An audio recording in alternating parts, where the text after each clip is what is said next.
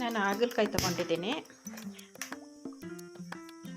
ಒಂದು ಅರ್ಧ kg ಹಾಗಲಕಾಯಿನ ಈ ರೀತಿ ಸ್ಲೈಸ್ ಕಟ್ ಮಾಡಿಕೊಂಡು ಚೆನ್ನಾಗಿ ಒಂದೆರಡು ಸಲ ತೊಳ್ಕೊಂಡು ಈ ಥರ ತೊಗೊಂಡಿದ್ದೀನಿ. ಇಷ್ಟು ಹಾಗಲಕಾಯಿಗೆ ಇವಾಗ ಕುಕ್ಕರ್ ಇಟ್ಟಿದ್ದೀನಿ. 2 ಸ್ಪೂನು ಎಣ್ಣೆ ಹಾಕ್ತೀನಿ.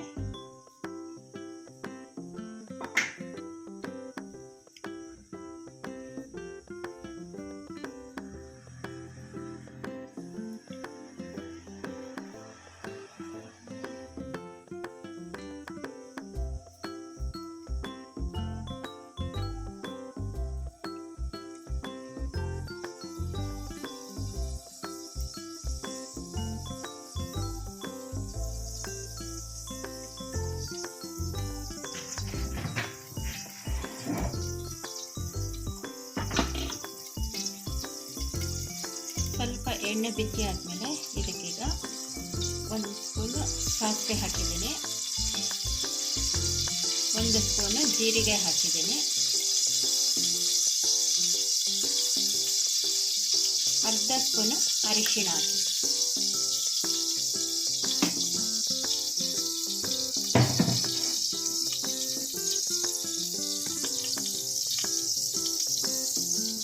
ಸ್ವಲ್ಪ ಹಿಂಗು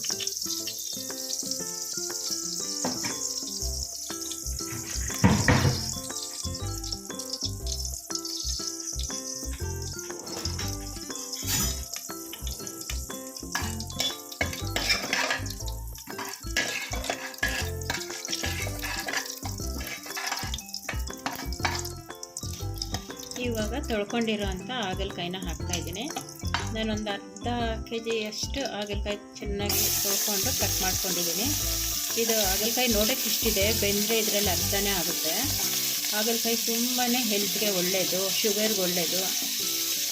ಬಟ್ ಇದನ್ನು ಬೇಯಿಸ್ಬಿಟ್ಟು ನೀರು ಚೆಲ್ಲಬಾರ್ದು ಹಾಗಲಕಾಯಿದು. ಅದು ಈ ರೀತಿ ಮಾಡೋದ್ರಿಂದ, ಈ ಟೈಪ್ ಮಾಡಿದ್ರೆ ಸ್ವಲ್ಪನೂ ಕಹಿ ಬರೋದಿಲ್ಲ. 1 ವಾರ ಬೇಕಂದ್ರೆ ಇಟ್ಕೋಬೋದು, ಏನೂ ಇದು ಹಾಳಾಗೋದಿಲ್ಲ. ಇದಕ್ಕೆ ಸ್ವಲ್ಪ ಹುಣಸೆಹಣ್ಣು ಸೇರಿಸ್ತಾ ಇದ್ದೀನಿ. ಸುಮ್ಮನೆ ಒಂದು ಸ್ವಲ್ಪ ಹುಣಸೆಹಣ್ಣು,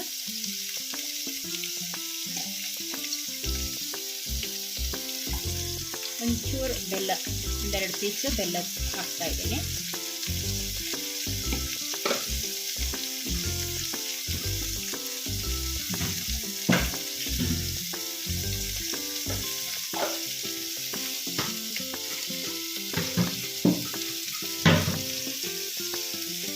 ಇದಕ್ಕೆ ಸ್ವಲ್ಪ ಕಲ್ಲುಪ್ಪು ಸೇರಿಸ್ತಾ ಇದ್ದೀನಿ.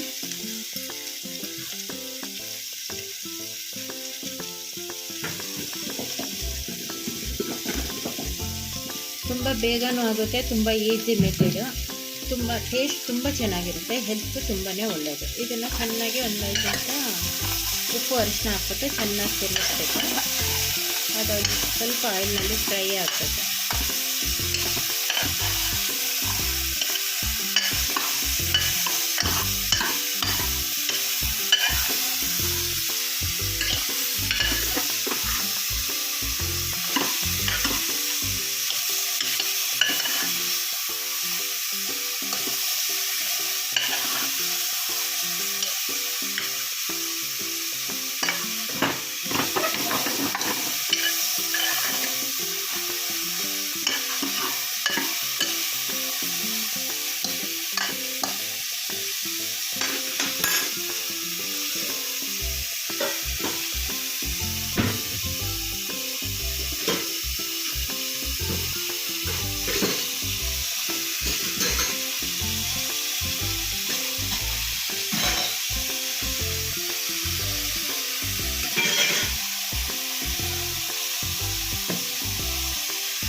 ಇದಕ್ಕೆ ಇವಾಗ ನೀರು ಸೇರಿಸ್ತಾ ಇದ್ದೀನಿ. ಒಂದು ಅರ್ಧ ಗ್ಲಾಸಷ್ಟು ನೀರು ಹಾಕ್ತಾ ಇದ್ದೀನಿ.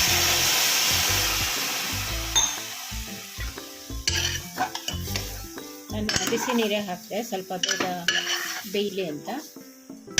ನೀರು ಹಾಕ್ಬಿಟ್ಟು ಸ್ವಲ್ಪ ಚೆನ್ನಾಗಿ ಕುದಿಸ್ಬಿಟ್ರೆ ಅದರಲ್ಲಿ ಉಪ್ಪು ಹುಳಿ ಎಲ್ಲ ಚೆನ್ನಾಗಿ ಸೇರ್ಕೊಳ್ಳುತ್ತೆ.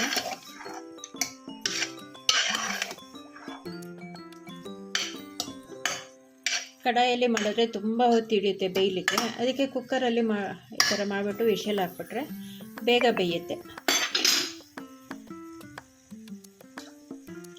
ಈ ವಿಷಲ್ ಹಾಕ್ತಾಯಿದ್ದೀನಿ.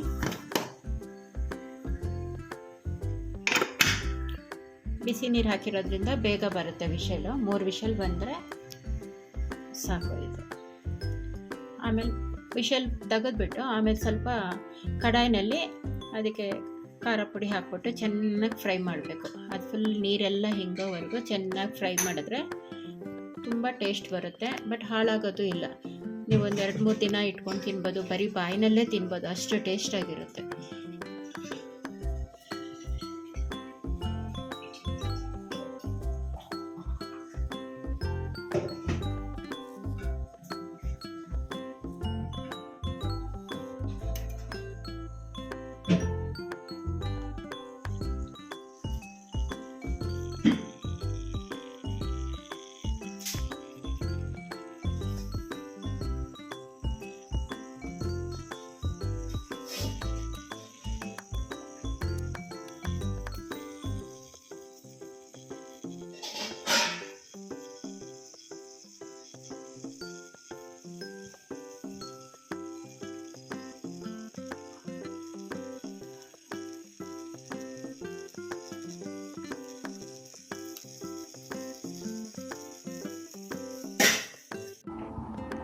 ನಾನು ಹಾಗಲಕಾಯಿ ಕುಕ್ಕರಲ್ಲಿ ಬೇಯಿಸ್ಕೊಂಡಿದ್ದೆ ನೋಡಿ, ಚೆನ್ನಾಗಿ ಬೆಂದಿದೆ. ಇವಾಗ ಅದನ್ನು ಫ್ರೈ ಮಾಡ್ತಾಯಿದ್ದೀನಿ.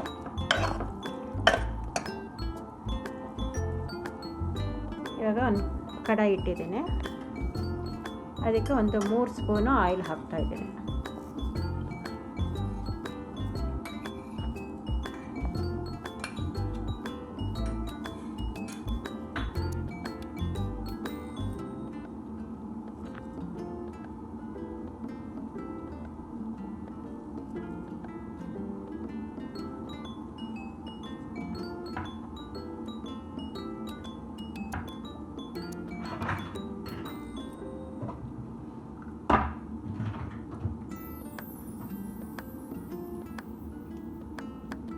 ಇವಾಗ ಆಯಿಲ್ ಸ್ವಲ್ಪ ಬಿಸಿಯಾಗಿದೆ. ಇವಾಗ ಇದಕ್ಕೆ ಸ್ವಲ್ಪ ಹಿಂಗೆ ಹಾಕ್ತೀನಿ.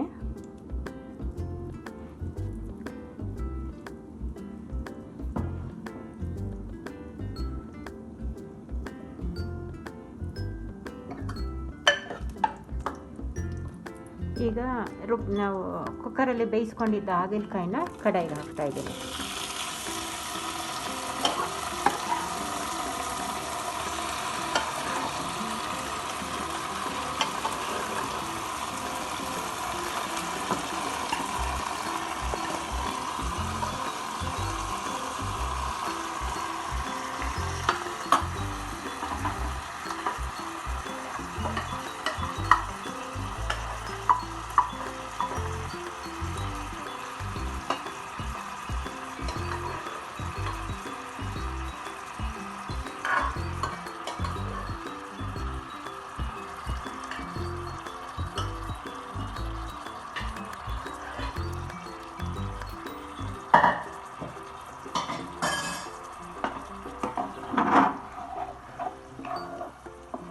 ನೋಡಿ, ಅರ್ಧ kg ಹಾಗಲಕಾಯಿ ಬೆಂದರೆ ಇಷ್ಟು ಕಡಿಮೆ ಆಗುತ್ತೆ. ಅದು ನೀರು ಫುಲ್ಲು ಕಡಾಯಿನಲ್ಲಿ ಹಂಗೆ ಬಾಡಿಸ್ಬೇಕು, ನೀರು ಚೆಲ್ಲಬಾರ್ದು.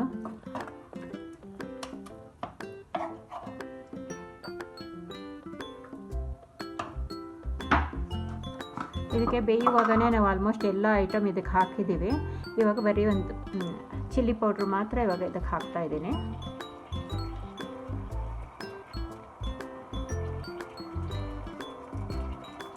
ಒಂದು ಚಿಕ್ಕ ಸ್ಪೂನಲ್ಲಿ ಒಂದು 4 ಸ್ಪೂನಷ್ಟು ಚಿಲ್ಲಿ ಪೌಡ್ರ್ ಹಾಕಿದ್ದೀನಿ.